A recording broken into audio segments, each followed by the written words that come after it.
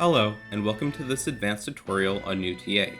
TA stands for Target Acquired and refers to landing and breaking Spirit's bubble directly out of the blowback.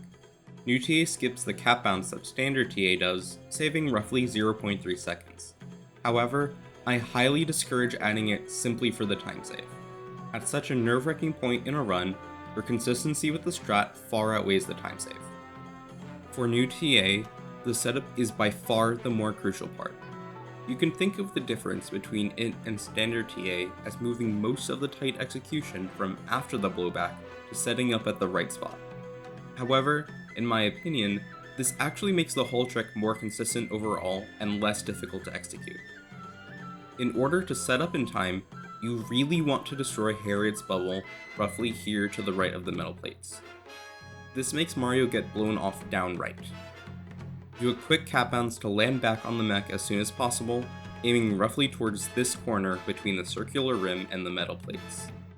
As soon as you land, take a small jump and ground pound when Mario reaches this specific square that's partially intruded by the circular rim. During the jump, rotate the camera so the metal platform to Spirit's left becomes centered on the screen. Having that platform centered will make the final dive direction much easier to line up. Now, on the circular rim, you will see a series of bolts.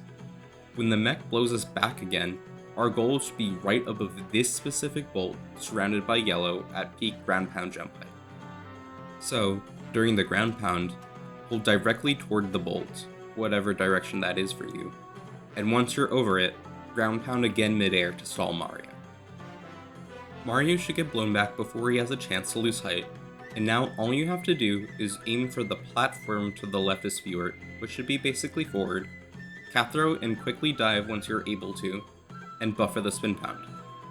You should land directly on top of Spirit's bubble, and you can execute the spin pound to end the fight.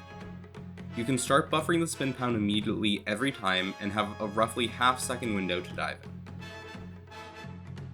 If you aim directly for Spirit, it is likely to miss, although technically still possible. The platform simply lines up correctly for where to dive, so aiming further right simply increases the risk.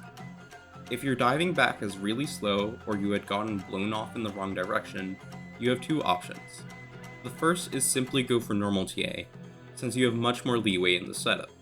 The second is to roll when you land, aiming toward the bolt, buffer a spin pound during the roll, and spin pound over it.